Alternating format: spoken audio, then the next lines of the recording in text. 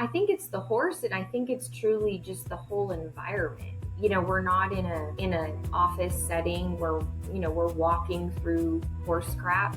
Like we're not just talking about it, we're walking through stuff, and there's just more of a casual feel of like, okay, yeah, you struggle, I struggle, everybody struggles, let's figure this out together, let's be a herd. And so it's definitely more of a team approach out here, which I think can lower defenses.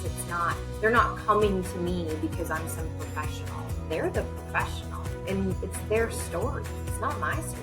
So to really empower them and say, like, I'm gonna support you through this, and we're gonna figure it out together. I have no idea how we're gonna get there, but I know we gotta go into the paddock, right? I know we gotta get in there. This is your coach, Bill Goodwin. Welcome to the Priority Living Podcast. Hey, welcome back to the Priority Living Podcast. I'm your coach, Bill Goodwin, with another extraordinary conversation that I'm inviting you to join me in. Listen in, lean in, because my guest today is really going to add some value to you. My guest is the founder and CEO of Abijah's on the Backside, a nonprofit that is transforming lives through equine-assisted mental health counseling. Come on. This is going to be so cool. Sally Mixon is a licensed professional counselor with a master's degree in professional counseling. She is an equine specialist, and she has spent decades helping people overcome trauma, anxiety, depression, PTSD, and the deepest struggles in life. And I'm so honored to have her as my guest today. Please welcome my friend, Sally Jane Mixon, to the Priority Living Podcast. Glad to have you. Thanks, Bill. Glad to be here. I know we're going to go on a journey today because Can't wait. you always light up the room. Who's Sally Mixon? Oh gosh, I don't even know. Um, well, I love the Lord, first and foremost. Without Him, Abijah's wouldn't exist. I probably wouldn't be in this world still. So everything, first and foremost is Him. I love horse racing, and we can dive into that a little bit. Mm-hmm. I am an exercise rider at racetracks here at Canterbury. I train the race horses. I work for a trainer and ride them, and so kind of an adrenaline junkie, I guess, a little bit. Yeah. Yeah. I'm a chaplain at Canterbury, daughter of Marine, all that good stuff. Fantastic. Well, so let's start with the horse side of things. When did your love for horses begin? Oh, I was 5 years old, 5 or 6. I actually watched Winning Colors win the Kentucky Derby. It's the 1988 Derby, and the girl beat the boys, which is just unheard of in horse racing in that particular race. And growing up in a daughter of Marine, and I have twin brothers who are both in law enforcement now, and there was just this competitive older sister competitive nature, and I just fell in love with the idea that what seemed to be impossible became possible. And my parents got me into lessons right away because I just wanted to ride these big, beautiful, beasts. And I remember falling off, and I absolutely loved it. It was just this adrenaline after.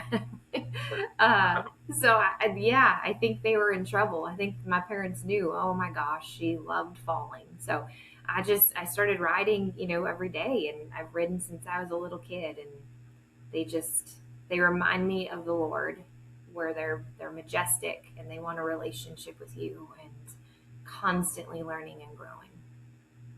So along the way, you then learn that horses can be more than riding.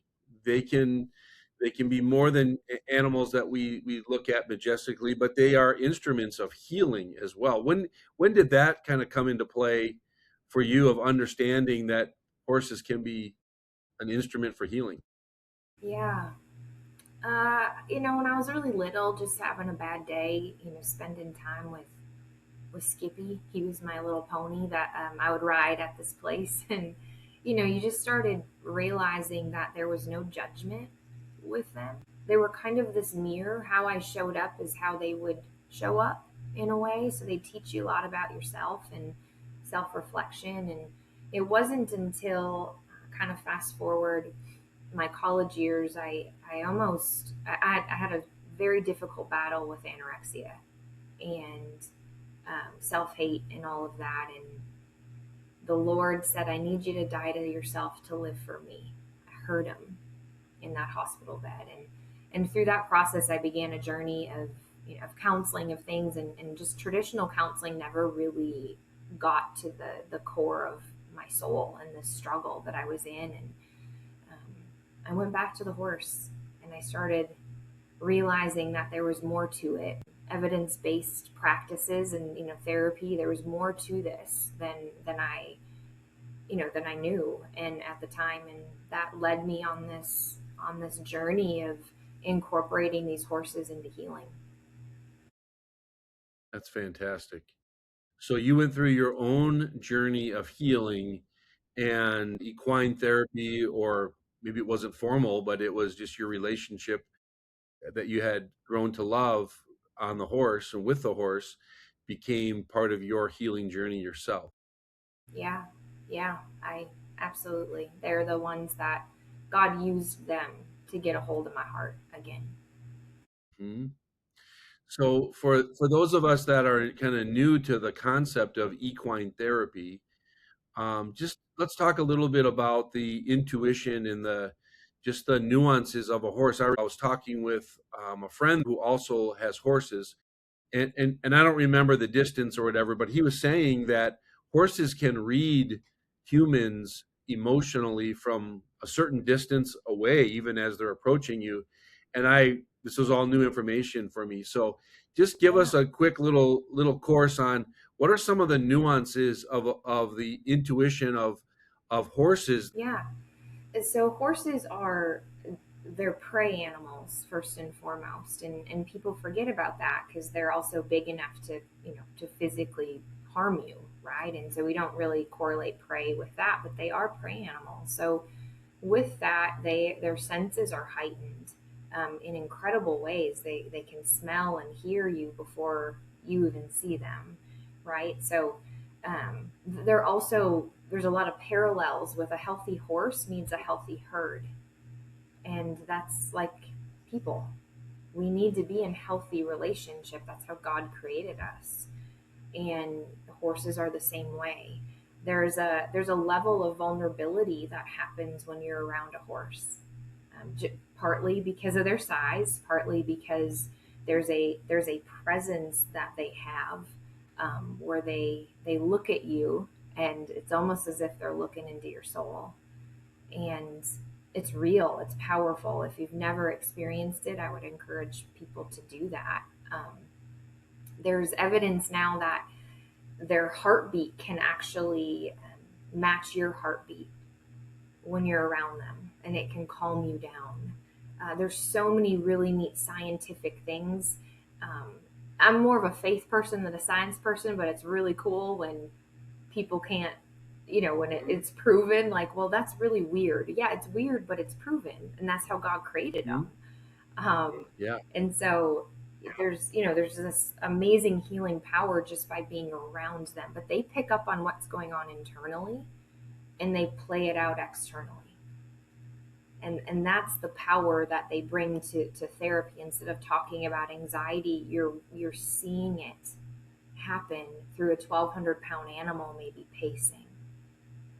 So it also separates you from your struggle, because anxiety is not what defines you, right? Our struggles don't define us.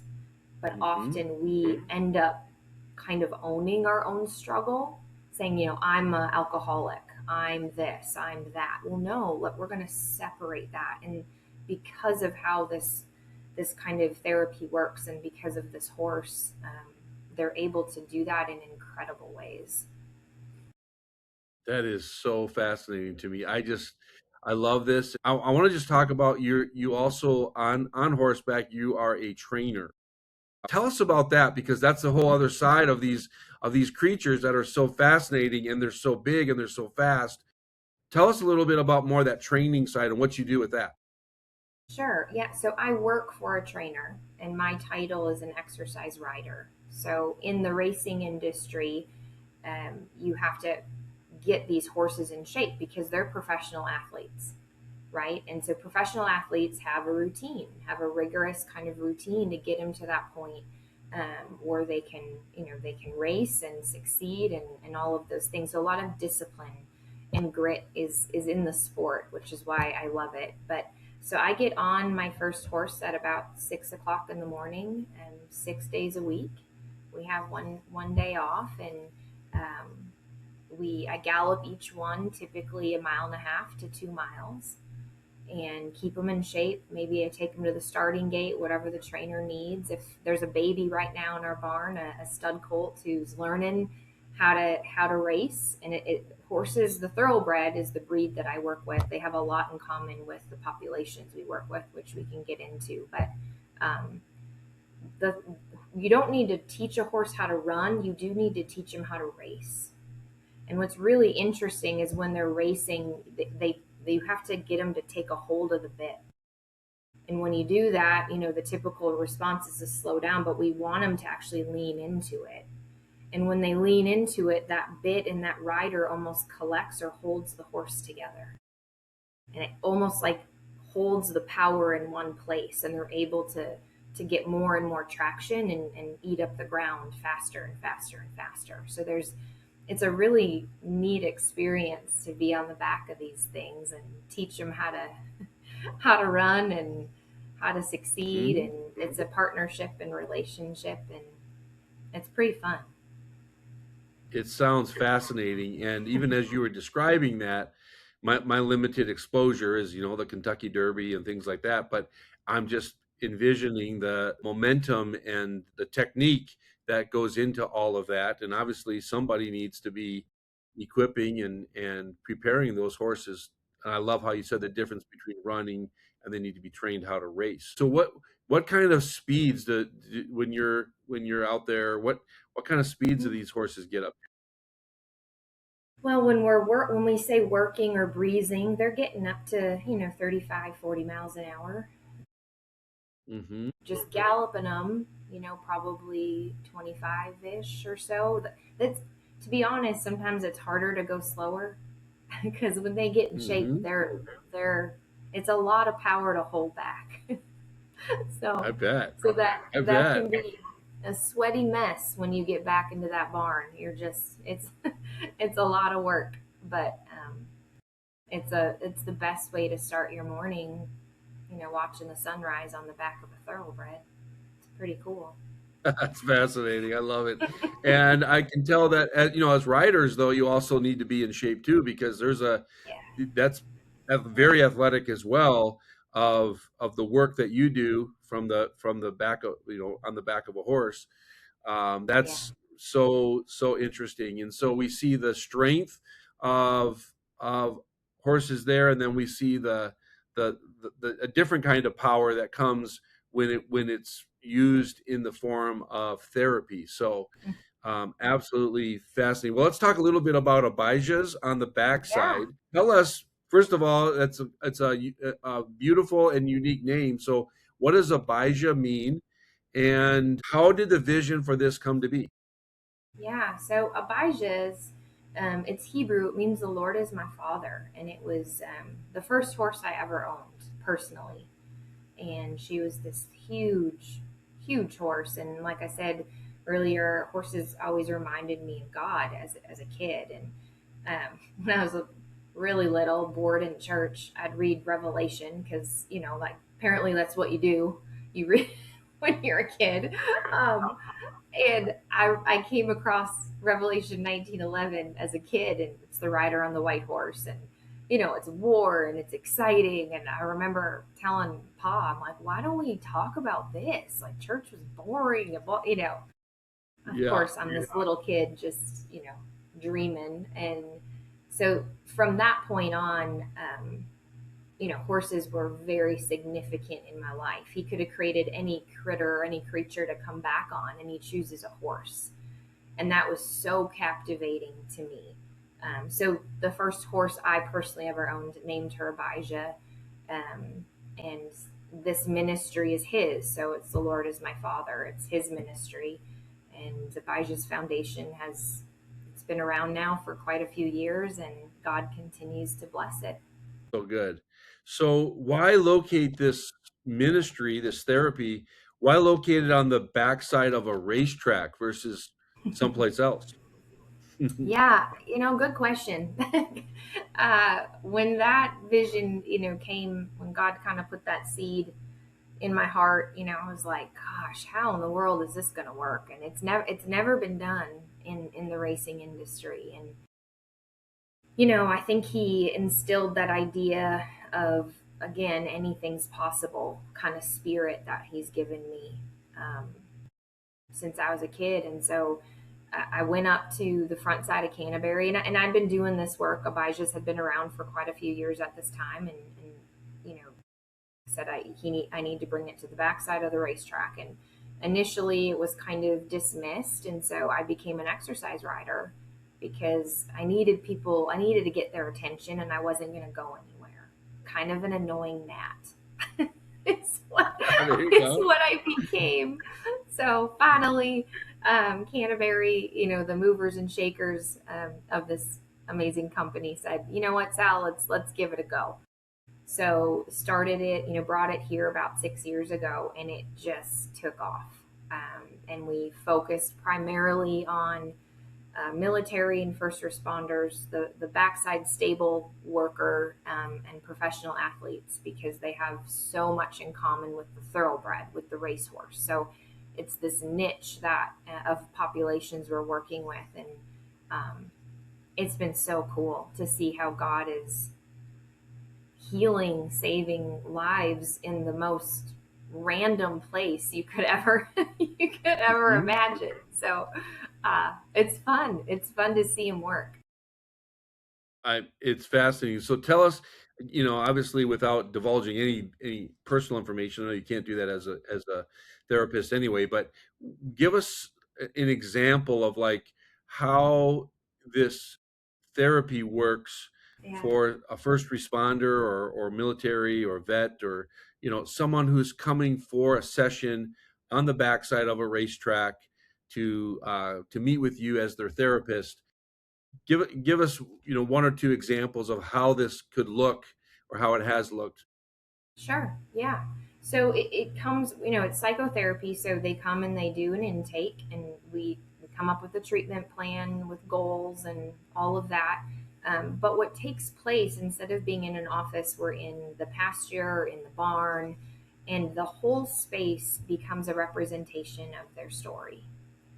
So the weather, right? The other animals, the cats, the eagles that fly over, the flies, can become part of everything. And so it's a big representation storyboard, if you will. So we've had an example is, we currently I'm working with an individual who is really is a retired officer, and he's really starting to dive into his faith. And there was a horse that was pretty far away, and one he had never really touched or pet. And the one that he had been focusing on was a different character in his story. And as he's talking about, he said, I kind of want to dabble in faith a little bit, but I just have never really been close to it, are the words that he said. And as he's saying that, this particular horse came walking across the pasture pretty far away. And I'm watching this take place, and the horse reaches him, and he goes, whoa, I've never been this close to this one. Well, he just used the same words as he did describing his faith. I haven't been that close to God. I don't really know how this works. And so I said, so like this one? And he started laughing, and kind of tears came in his eyes, and he goes, yeah. I said, so what happens when you start to get to know this one? And at that point, and this is the crazy stuff that happens out there, this horse actually, it was the strangest thing. The guy had his hands in his pocket. This horse took his sleeve, grabbed a hold of his sleeve, and pulled his hand out of his pocket. And he began the horse placed his, it sounds weird, his mouth, his teeth over the man's hand. Didn't bite, just held him. And he continued to pull, and they began walking into the pasture. And the tears just came, and we started processing this, and he's like, I feel like God is trying to get a hold of my hand. And he's trying to take me on this journey. So these horses and what they do become this storyboard and representation of the client's journey and where God, what God is trying to do with them. And now we work with individuals all the time that might not believe in God, that might not, whatever, but it still works. It's amazing. We've had other individuals where, they're talking about their combat experience and the high intense trauma and the anxiety they feel. And all of a sudden, there'll be a horse that just starts running and bucking. And they said, that's how I feel inside. That's how I feel. The anxiety is so overwhelming. I don't know what to do with it. But now we get to take a step back and be curious and try to understand and build a relationship with anxiety. Yes. What do we need to do with it? Do we need to put it away? Does it need something from us? And it's just it's a totally different perspective that happens. Yes. That's just so, I don't even know. I'm kind of without words of just how amazing that is. That thank you for describing that to give me and to give us a picture of how equine therapy works. I'm guessing as you're describing this that it's different all the time, and just as amazed as your client can be, you as a therapist can also be like, that was amazing what I just witnessed. Matter of fact, I think I saw on your website you say I get to witness miracles on a regular basis, and that's like moments like that must just be like jaw dropping for you. Yeah, no, they absolutely are. It's so fun that's my job, right? Is to just bear witness. So when that doubt creeps in, did that really happen? Yes, it did. Yes, it did. And my team, we all laugh because one day one of our horses is going to talk. I just know it. I'm waiting for it. like Mr. Ed. Yeah. So it's fun. Oh, wow. So, we are having so much more, we're hearing so much more about anxiety, PTSD, burnout, depression, all these types of things in our world today. So as a therapist, what are the types of things that you're seeing on a pretty regular basis? Oh, a lack of hope. We see that a lot. Kind of just exhausted, emotionally exhausted individuals with the world, with life, with the stressors. I mean, this world is becoming more difficult to live in every day. And the hurt and the pain and the suffering that people endure is just truly unbelievable. I think one of the most difficult parts as a clinician working within this specific population is, you lose your bubble really quickly. Like, you don't walk around with a veil anymore. And having brothers who are officers and very close and dear friends, combat veterans, and working, having the opportunity to work with the Navy SEAL team guys. I mean, you hear so much and the evil that is out there, and to bring hope into that is a blessing, and it's also exhausting. Yes, absolutely. So I ride racehorses. That's my So that's where therapy. the adrenaline junkie part comes in. You, Yeah, you get all that energy out there. Well, I do. how do horses help people lower their defenses? Yeah, I think it's the horse, and I think it's truly just the whole environment. We're not in a office setting where we're walking through horse crap. Like we're not just talking about it. We're walking through stuff, and um, there's just more of a casual feel of like, okay, yeah, you struggle, I struggle, everybody struggles, let's figure this out together, let's be a herd. And so it's definitely more of a team approach out here, which I think can lower defenses. They're not coming to me because I'm some professional. They're the professional, and it's their story, it's not my story. So to really empower them and say, like, I'm gonna support you through this, and we're gonna figure it out together. I have no idea how we're gonna get there, but I know we gotta go into the paddock, right? I know we gotta get in there, and to kind of be in that flexible relational environment, I think just all of it um, lowers those walls that people can come in with. Yeah, I can see that. That's really, really special. So, working with first responders and veterans, military personnel, what have your clients, what have they taught you about courage? Oh, what have they taught me about courage? In order to be courageous, you've got to be vulnerable, which seems Ooh, like an oxymoron when you yeah, first hear it. Like, truly, it kind of doesn't really make sense.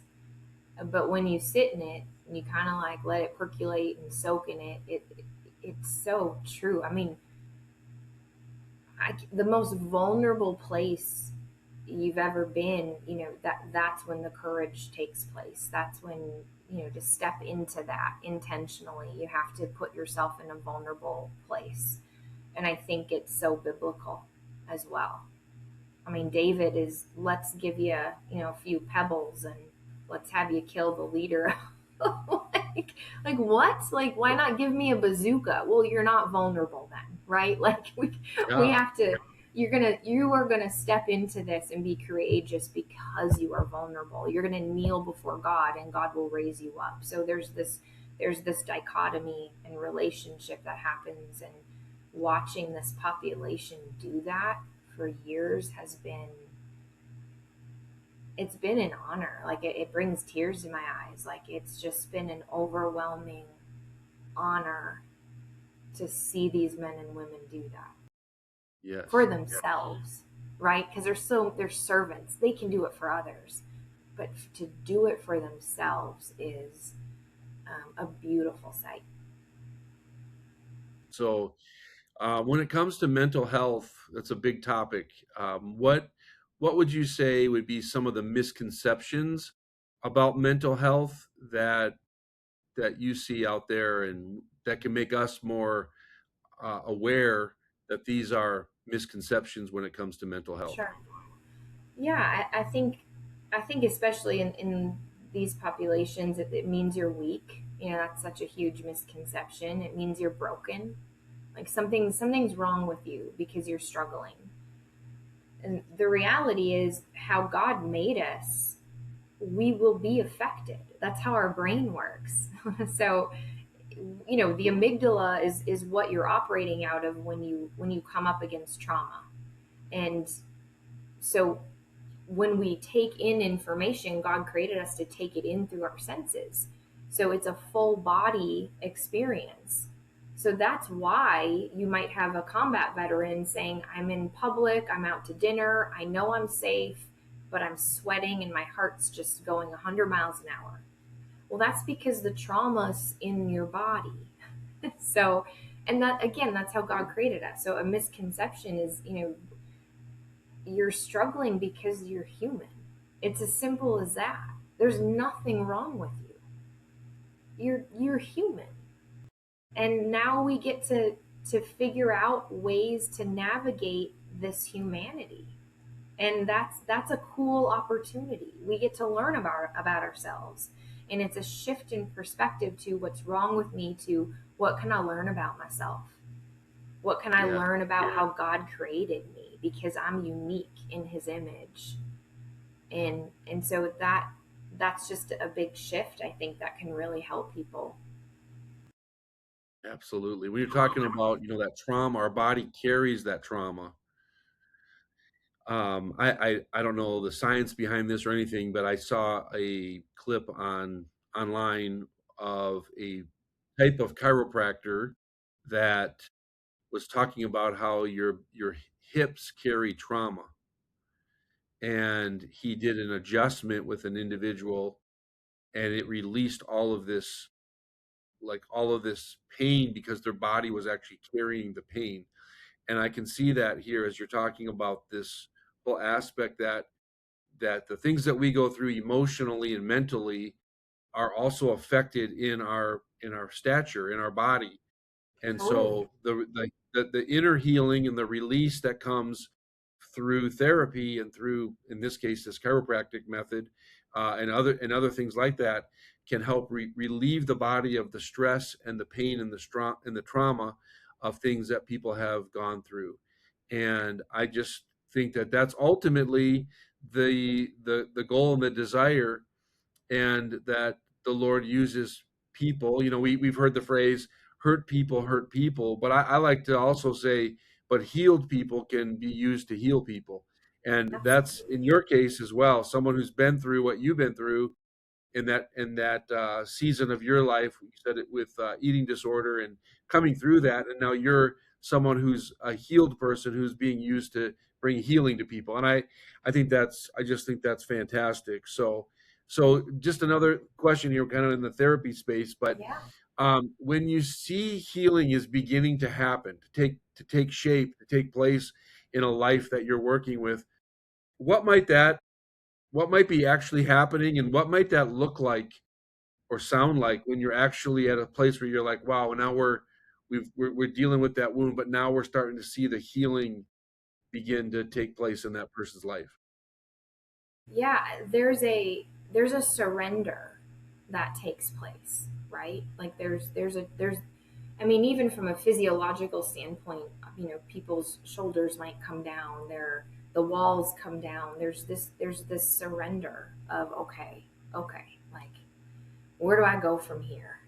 And I think with that surrender comes a change in attitude, and there's a hope, that a little bit of hope that's ignited. And it's almost like, you're making this fire, and it's just a spark, and they begin to see that maybe there's an out. Maybe this is not how it's always going to be. And the most dangerous thing in life for Satan, the most dangerous, I think, weapon is hope, because it's unstoppable when you have that. And it's the thing that keeps people going. It's, for me as a kid, it's the underdog in racing. It's the 50 to 1 shot that's going up against the favorite, and there's always hope, and it's exciting, and there's a rush, and that's everything. Anything is possible when there's hope, and when you start to see that in people, it's exhilarating, it's powerful. Hmm. That and that must be so fulfilling and satisfying, rewarding, probably a combination of those things for you as the person that says, I'm here to walk with you into the Totally. darkest part, and I'm here to walk you out of the darkest part into the light, because there's hope here. Yeah. And that must be so fulfilling for you and your team to be in a front row seat of that taking place. Yeah. Yeah, it's an honor, right? One of our director of operations, she's amazing, Dina. She's said over and over again, her faith has grown instrumental just by witnessing. right? I mean, she grew up on a cattle ranch and she knows horses in and out better than anyone. And yet, to see God use them in this capacity has brought this tangible reality of God exists and you get to watch him play out this, this healing journey of an individual. And it's cool. I mean, the team grows, I'm growing. It's an environment that's very enriching to be in, for sure. Absolutely. Absolutely. Okay, we have a few more minutes. I want to switch gears just slightly because I'm passionate about working and equipping business leaders. And so let's talk a little leadership here for a moment. I love this question. I love this question. What's a lesson that every business leader could learn from a horse? Huh.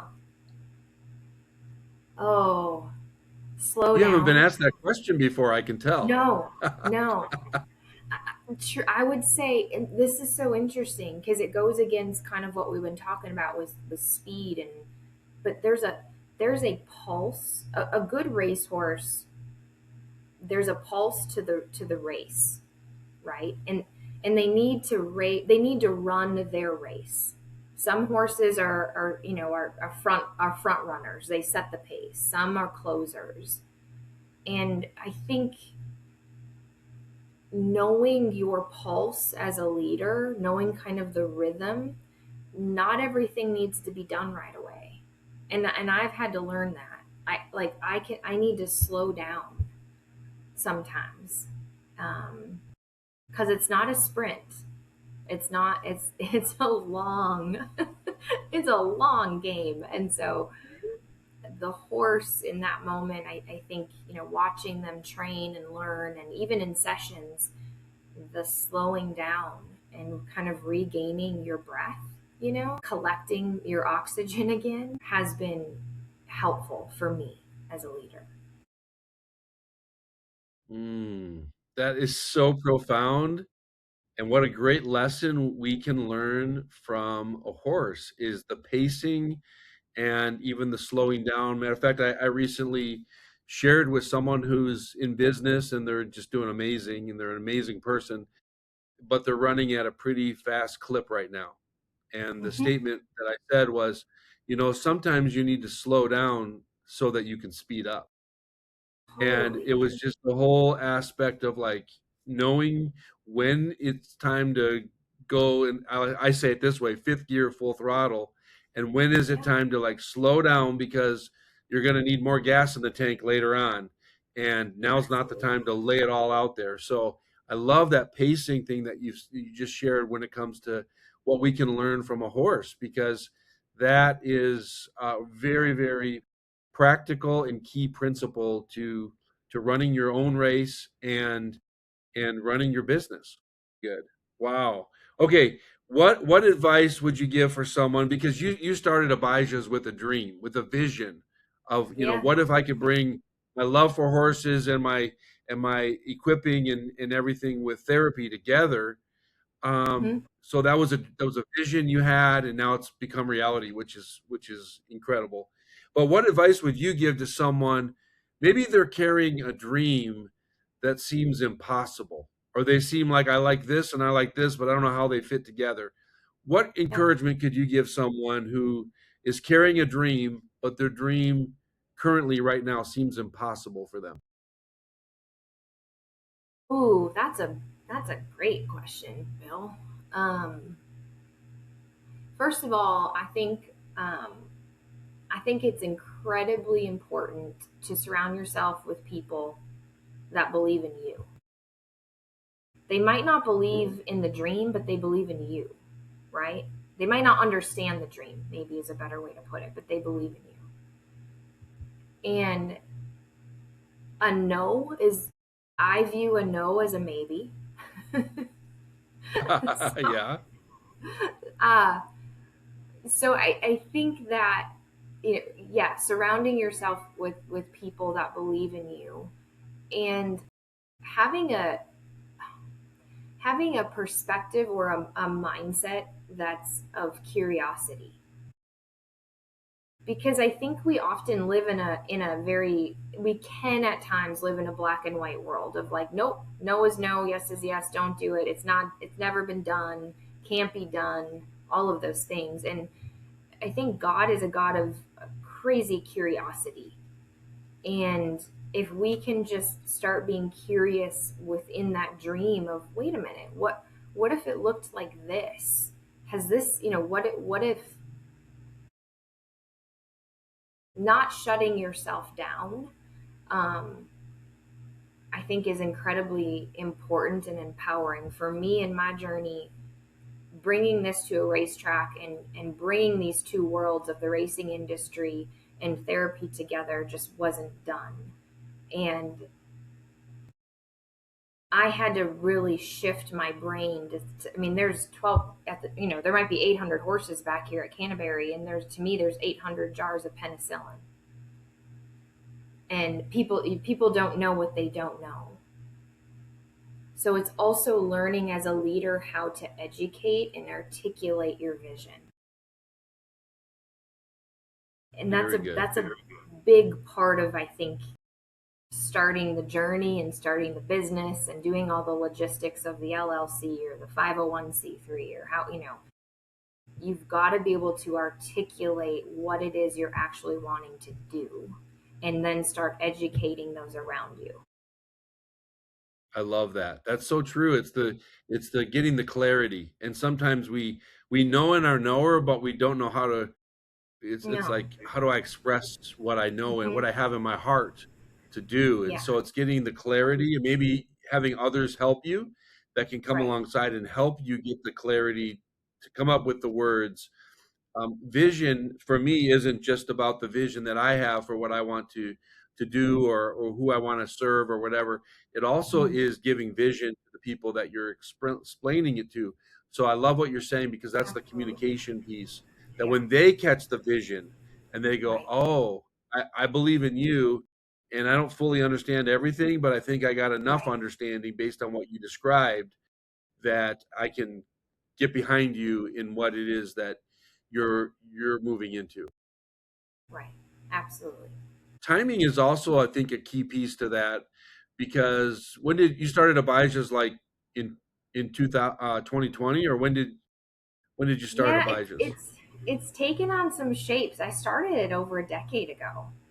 Um, Oh, okay. and God just, took me through a lot of different doors and until it was almost like a pruning of the vision is kind of how I look at it. And really, that clarity came when he said, go to the racetrack.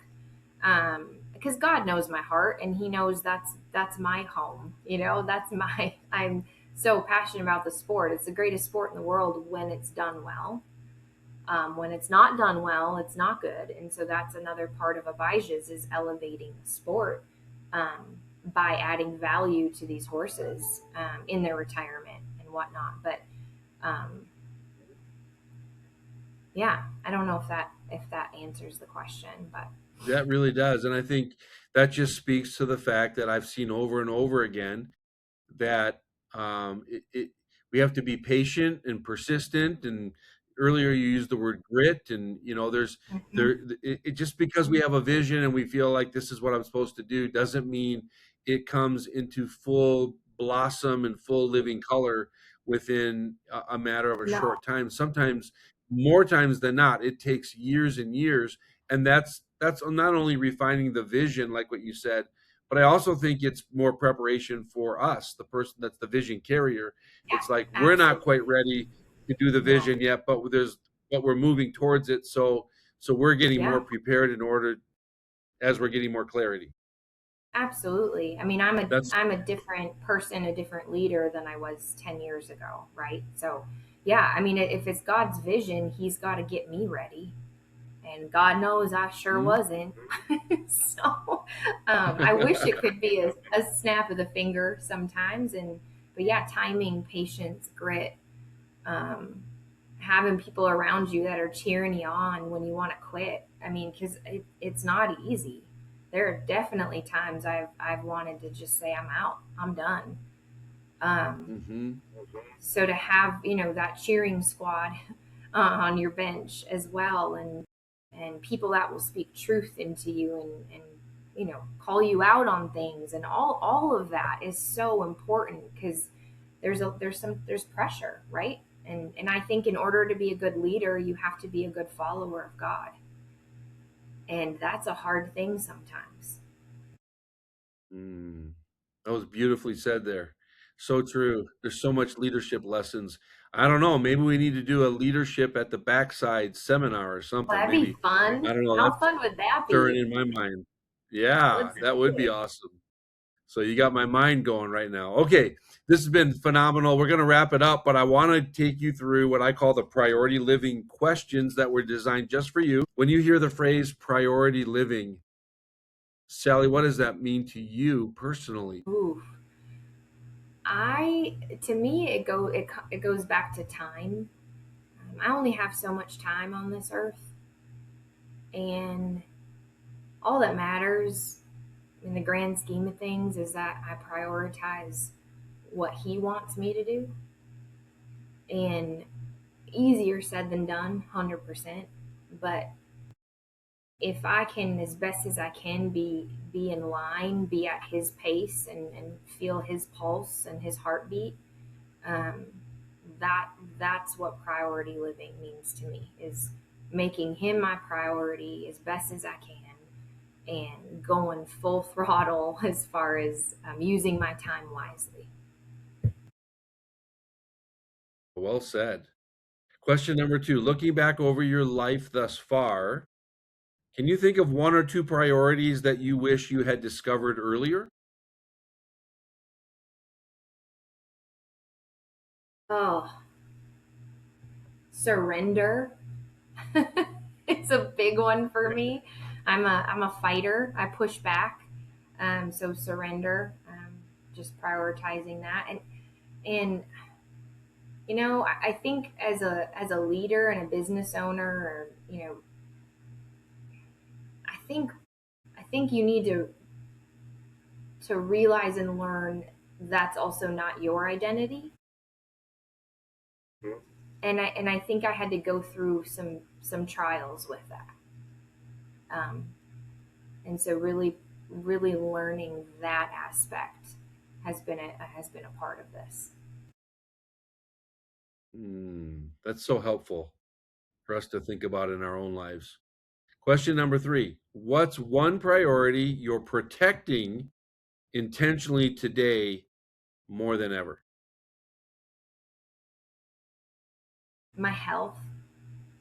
I went through a pretty bad time in my health. Was diagnosed with a pretty awful a version of Crohn's that was almost took my life. And so it was a fascinating how God, at one point in my life, the lack of food almost killed me. And then another part of my life, food almost killed me.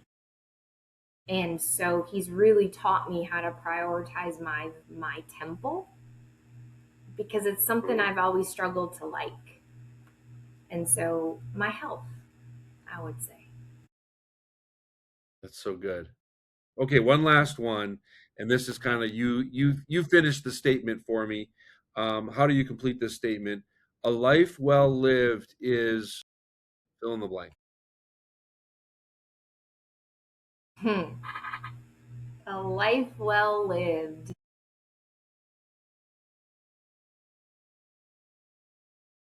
is worth it.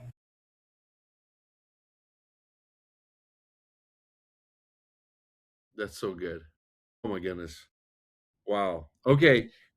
This is the final question, and we'll wrap it up with this one. This has been so fascinating, our conversation. There's so much more as I'm listening to you that I want to ask you, but we'll wrap it up with this one. Imagine, Sally, that you're sitting across from someone who right now is exhausted or discouraged. Maybe they're wondering if their life will get better. What's the first thing that you might tell them? Hmm. Hang on. This is a season, that there is hope. um, that they're not alone. Oh my gosh, they're not alone at all. I've been there. That they're special. They're unique. There's a purpose for their life, that they were placed here intentionally, and we're going to figure out where to go from here together. Sally, thank you for throughout our conversation, you reminding us that healing often begins where we least expect it. So your story, my friend, is proof that God can redeem our deepest pain and give us the greatest hope. So I love that you are a person of hope. You're a hope dealer, that's for sure. So thank you so much for joining me on the Priority Living podcast. I sure value and appreciate you as a friend, and what you do is remarkable, and how you serve and love others is very admirable as well. So, and friend, thank you for listening to this episode that just is so focused on the combination of story and struggle and purpose, and a lot of practical wisdom Sally gave us, and of course, a lot of hope. So do me a favor. I know you're thinking of someone as you were listening. Please share this episode so we can get it out to others that could benefit from it. And if you also would make sure that you subscribe so you don't miss an upcoming episode. And thank you again for joining me today on the Priority Living Podcast. Make it a ridiculously amazing day and make your life count. Thanks for joining me today. Until next time, I'm your coach, Bill Goodwin, reminding you to live intentionally, lead powerfully, and make your life count.